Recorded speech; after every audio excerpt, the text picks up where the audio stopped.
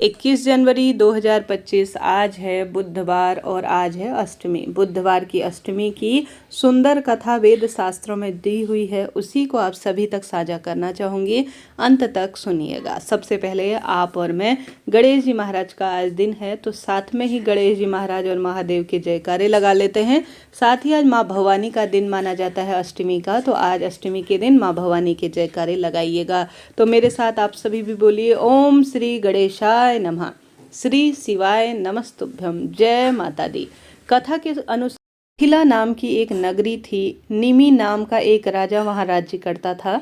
वह एक लड़ाई में मारे गए। उनकी पत्नी, जिनका नाम उर्मिला था, अपने पति के बिना अपने राज्य से निष्कासित होकर इधर उधर भटकने लगी। तब अपने 2 बच्चों को लेकर वह अवंती देश में चली गई और वहाँ एक ब्राह्मण के घर में गेहूं पीसने का कार्य किया करती थी। और गेहूं पीसते समय वह थोड़े से गेहूं चुरा कर रख लेती थी और उससे अपने बच्चों का भरण पोषण करती थी। कुछ समय बाद उर्मिला का निधन हो गया, पर उसके बच्चे थोड़ा सा बड़े हो गए। उसका पुत्र बड़ा होकर मिथिला आया और राज्य के पिता को प्राप्त करने के लिए शासन करने लगा। उसकी बहन श्यामला भी विवाह योग्य हो गई। वह अत्यंत रूपवती थी और उसका विवाह अवंती देश के राजा धर्मराज से हो गया। एक दिन धर्मराज ने अपनी पत्नी से श्यामला से कहा कि हे प्रिय, तुम सभी काम करना, परंतु ये 7 स्थान जिसमें ताले बंद पड़े हैं, तुम इन स्थानों पर कभी नहीं जाना। श्यामला ने बहुत अच्छा कहकर पति की बात मान ली। उसके मन में उत्सुकता बनी रही। एक दिन जब धर्मराज अपने किसी कार्य में व्यस्त थे, तब श्यामला ने एक मकान का ताला तोड़कर वहां देखा कि उसकी माता उर्मिला को अति भयंकर यमदूत बांधकर तेल की कढ़ाई में बार बार डाल रहे हैं। लज्जित होकर श्यामला ने उस कमरे को बंद कर दिया। फिर दूसरा कमरा खोला तो उसने देखा वहां उसके माता को यमदूत शिला के ऊपर रखकर पीस रहे हैं और माता चिल्ला रही हैं। इस प्रकार तीसरा कमरा खोला तो यमदूत उसकी माता के मस्तक पर कील ठोक रहे हैं। इसी तरह चौथे कमरे में उसने उत्सुकता से देखा तो अति भयंकर श्वान उसका भक्षण कर रहे हैं।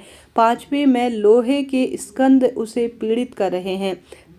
छठे में देखा तो कूल्हे के बीच ईख के समान वह पेली जा रही है। और 7वें को खोलकर देखा तो वहां भी उसकी माता को हजारों कृमि भक्षण उसका कर रहे हैं और वह रुधिर होकर पूर्ण रूप से खून से लथपथ हो रही है। यह देखकर श्यामला ने विचार किया कि मेरी माता को कौन सा जो पाप हुआ है जिस कारण से इसकी ऐसी दुर्गति हुई है। उसने यह सोचा और उसने सारा वृतांत अपने पति धर्मराज को बताया। धर्मराज बोले, हे प्रिय, मैंने इसलिए कहा था कि यह 7 ताले कभी मत खोलना, नहीं तो तुम्हें वहां जाकर पश्चाताप करना पड़ेगा।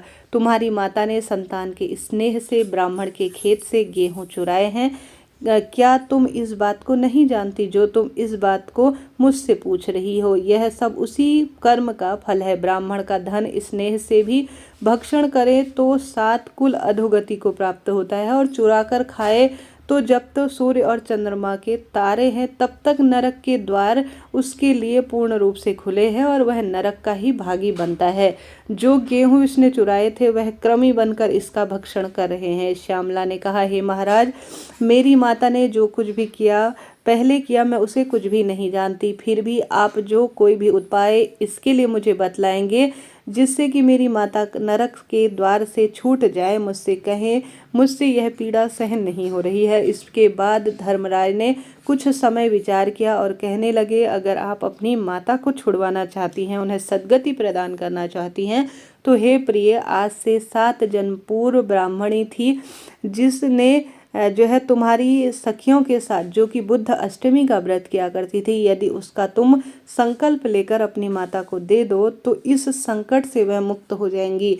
यह सुनते ही श्यामला स्नान कर पुण्य का जो फल था संकल्प लेकर अपनी माता को दान में कर दिया। व्रत के फल के प्रभाव से उसकी माता भी उस क्षण दिव्य देह धारण कर विमान में बैठकर अपने पति सहित स्वर्गलोक में चली गई और बुद्ध ग्रह के समीप हो गई। यह व्रत अपनी संतान को अपनी माता के लिए करना चाहिए। इस व्रत को रखने से धन धान्य पुत्र पौत्र का वरदान मिलता है और दीर्घ आयु का ऐश्वर्य सुख भी मिलता है।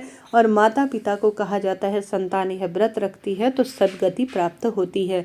एक दूसरी कथा भविष्य पुराण में भी वर्णित है। भविष्य पुराण की इस कथा के अनुसार इल नाम के राजा राज्य किया करते थे। एक बार वह हिरण का पीछा करते हुए उस वन में जा पहुंचे जहां भगवान शिव और माता पार्वती जी भ्रमण कर रहे थे। उस समय शिव जी का आदेश था कि वन में पुरुष प्रवेश नहीं करते हैं और पुरुष जैसे ही प्रवेश करते हैं वह स्त्री रूप में बदल जाते हैं। इसलिए जैसे ही राजा इल ने वन में प्रवेश किया वह स्त्री बन गए। इल के उत्तम स्वरूप को देख बुद्धदेव उन पर मोहित हो गए तथा उनसे विवाह कर लिया। इस दिन इल और बुद्ध का विवाह हुआ। उस दिन अष्टमी था, तभी से बुद्ध अष्टमी का पावन पर्व मनाया जाता है। इस तरह से यह बुधवार अष्टमी के दिन सुनी जाने वाली सुंदर कथा है। अगर आपकी कुंडली में भी बुद्ध दोष है या आपके माता पिता किसी शारीरिक मानसिक आर्थिक परेशानी को जूझ रहे हैं, अपने पितरों की मोक्ष के लिए यह व्रत करना चाहते हैं या बुध ग्रह की कुंडली में स्थान अगर आप मजबूत बनाना चाहते हैं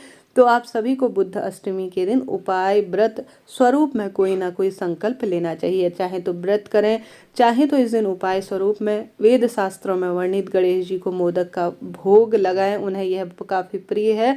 अगर आप बुद्ध दोष से छुटकारा पाना चाहते हैं तो गणेश जी को दुर्वा जरूर से समर्पित करें।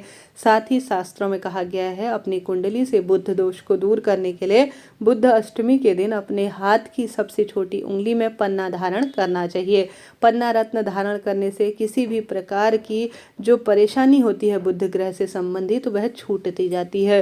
बुधवार के दिन गाय को हरी घास खिलाने से भगवान गणेश जी प्रसन्न होते हैं और बुद्ध दोष का असर भी कम होता है। कुंडली में बुद्ध दोष को दूर करने के लिए बुद्ध अष्टमी के दिन गणेश जी महाराज को सिंदूर और दुर्वा जरूर से चढ़ाएं। चाहे तो 11 की संख्या में आप दुर्वा चढ़ाएं, चाहे तो 21 की संख्या में, चाहे तो 108 की संख्या में आप दुर्वा चढ़ा सकते हैं। इसका बहुत अधिक लाभ देखने को मिलता है।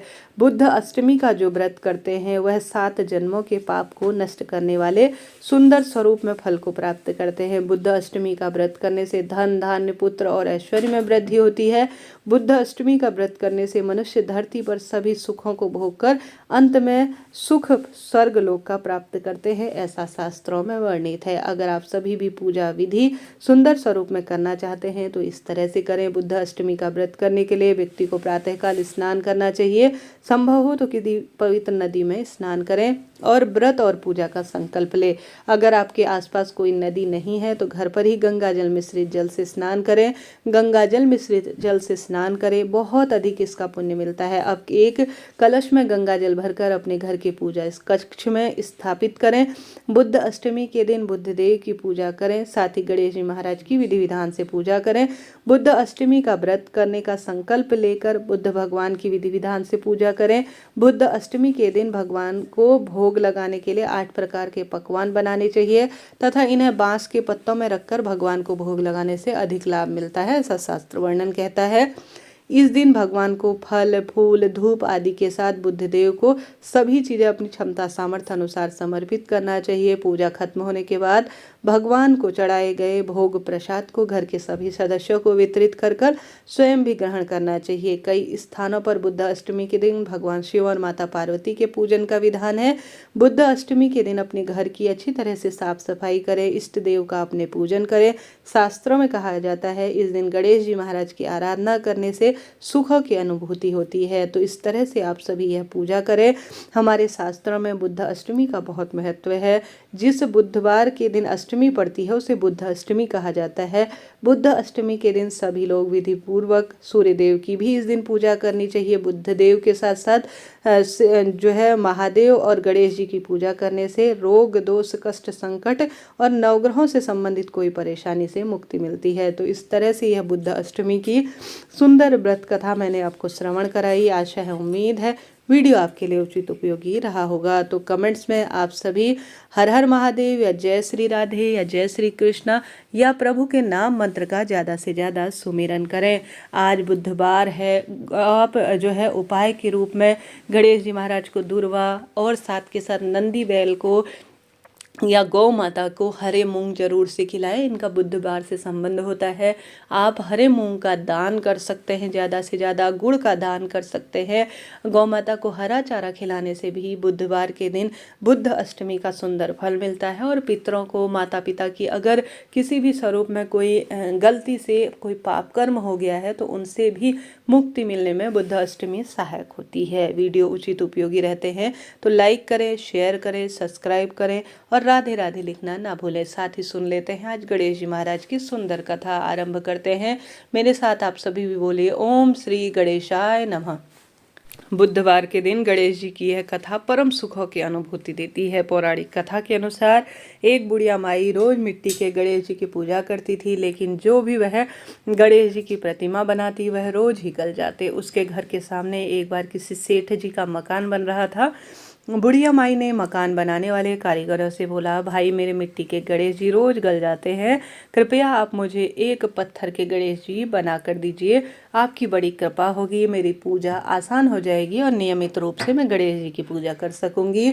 मकान बनाने वाला कारीगर बोला, माई जितनी देर में तुम्हारे लिए मैं गणेश जी बनाऊंगा उतनी देर तो हम पूरी दीवार चुन लेंगे।